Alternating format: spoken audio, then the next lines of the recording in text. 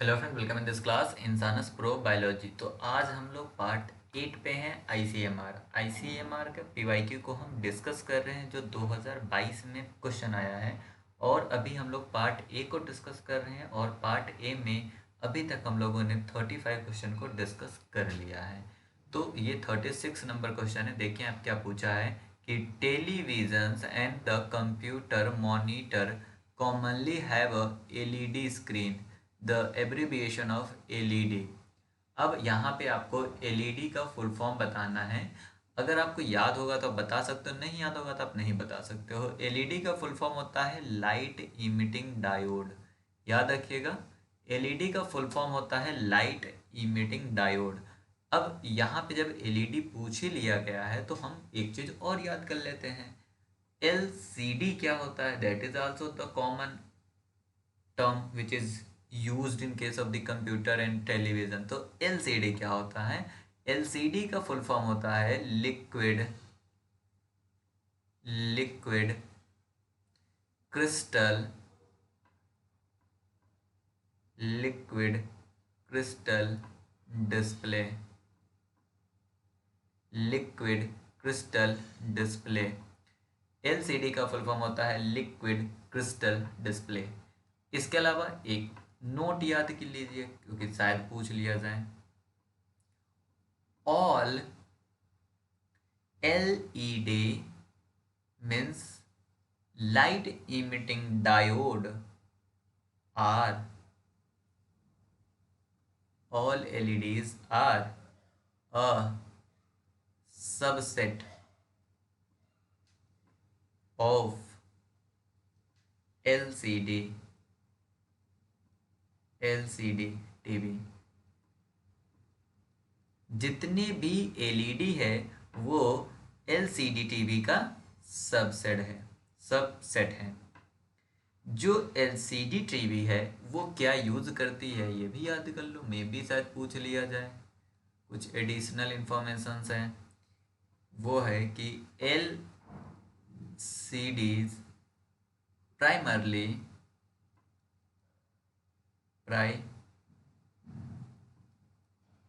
Primarily use fluorescence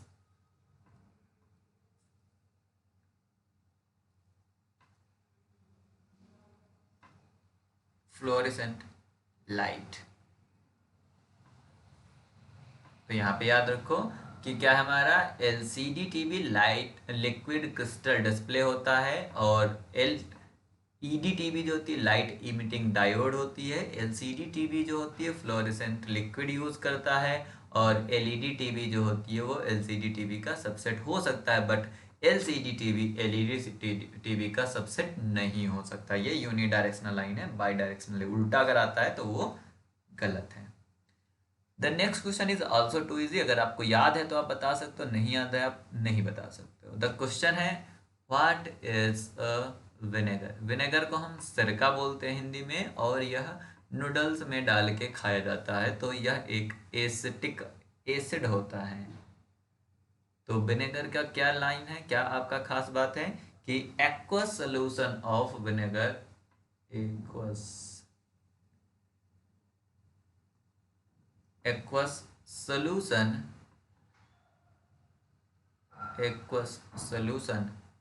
of acetic acid aqueous solution of acetic acid is called vinegar। तो ये याद रखिएगा। अगला क्वेश्चन और भी इजी है। देखिए यहाँ पे अगर आप क्वेश्चन ध्यान से देखोगे तो लगेगा सिली क्वेश्चन पूछे गए हैं, लेकिन डायरेक्ट यहाँ पे क्या है, आईसीएमआर आपसे डायरेक्ट फॉरवर्ड क्वेश्चन पूछती है, डायरेक्ट क्वेश्चन पूछती है, घुमा फिरा के कोई भी क्वेश्चन नहीं पूछती। यहाँ पे पूछा गया है raw vegetables get quickly cooked in a pressure cooker. Pressure cooker में आपका रॉ वेजिटेबल जल्दी कुक हो जाता है, क्यों, उसका रीज़न। आइए हम इसके ऑप्शंस देख ले। ऑप्शंस देखने के बाद हम इसके बारे में बात करते हैं। It's alloy composition improve efficiency of heat transfer।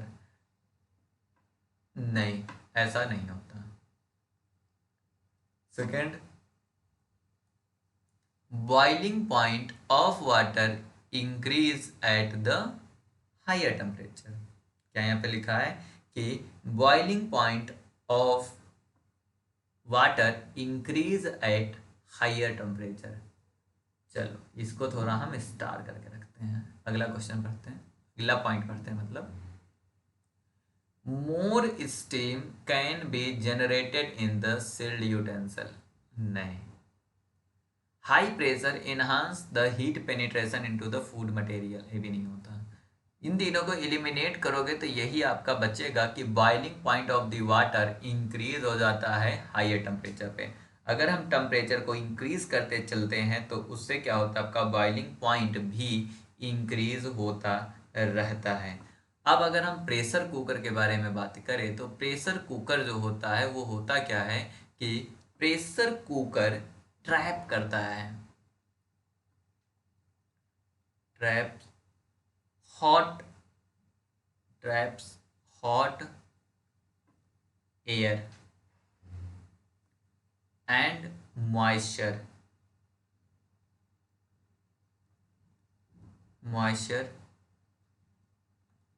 with the food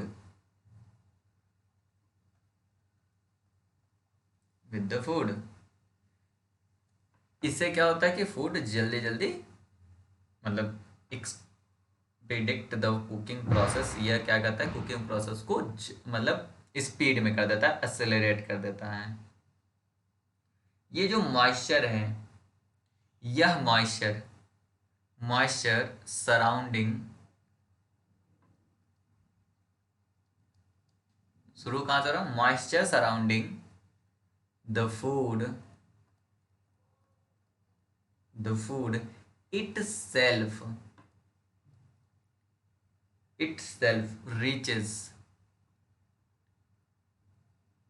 reaches higher temperature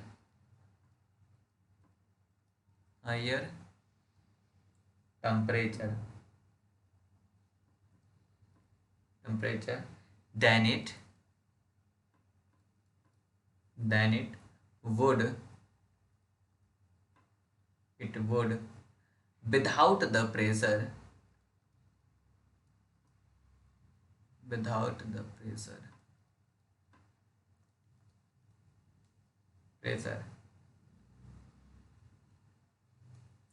which speed up the chemical process involved in the cooking। Without the pressure वो स्पीड अप कर देता है।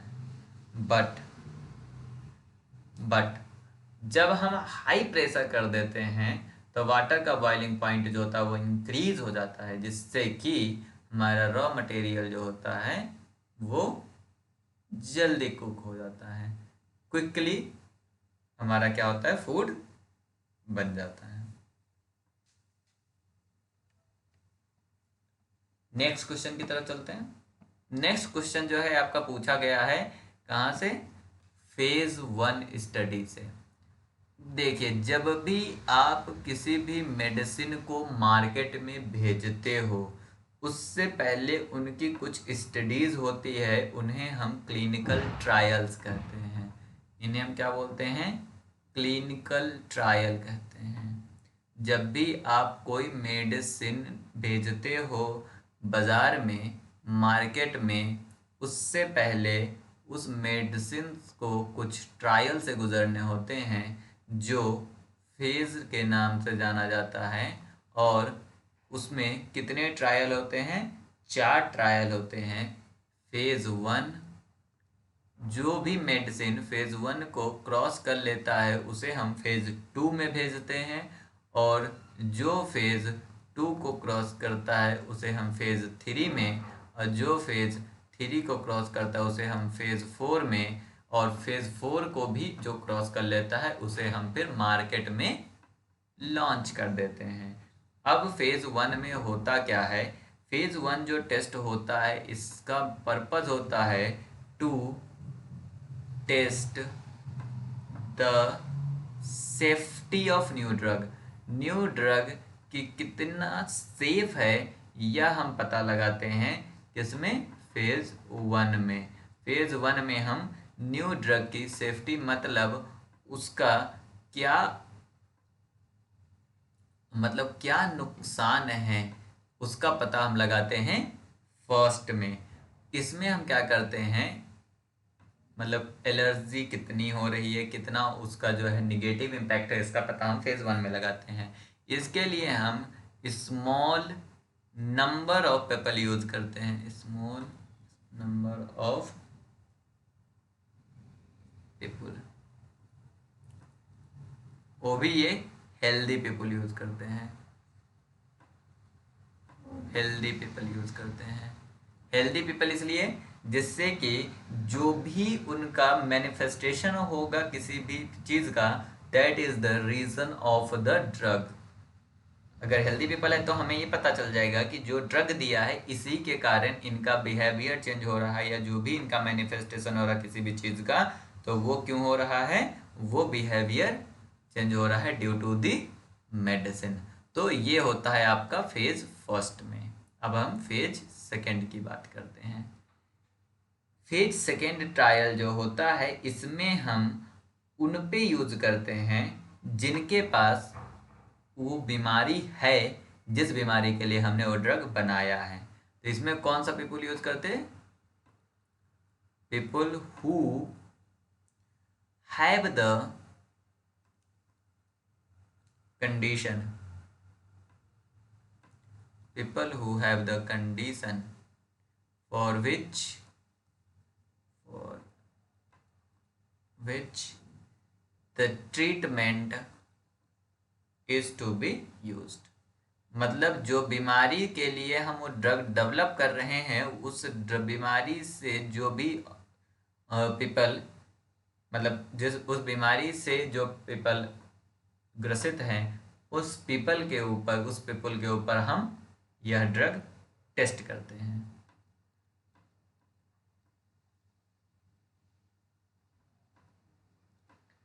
अगर यह भी ट्राई हो जाता है तो हम क्या करते हैं, इस ड्रग को फेज 3 में प्रोसीड करते हैं।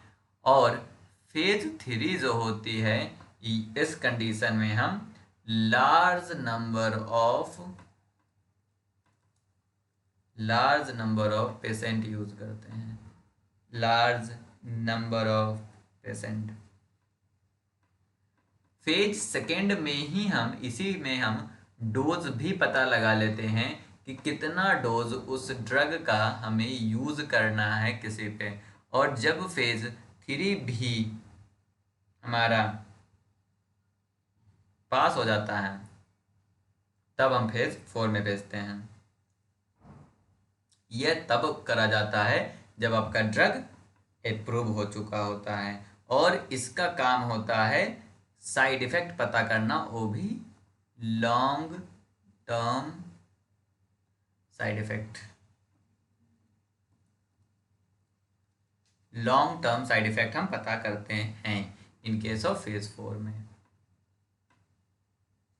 तो ये 4 फेज होते हैं जिसमें हम न्यू ड्रग को इवेलुएट करते हैं। तो यहाँ पे लिखा है फेज 1 स्टडी, उसमें क्या होता है, हमारा स्मॉल ग्रुप ऑफ पेशेंट हम यूज कर, not small group of patient, sorry, of few healthy volunteer हम यूज करते हैं इन केस ऑफ फेज 1।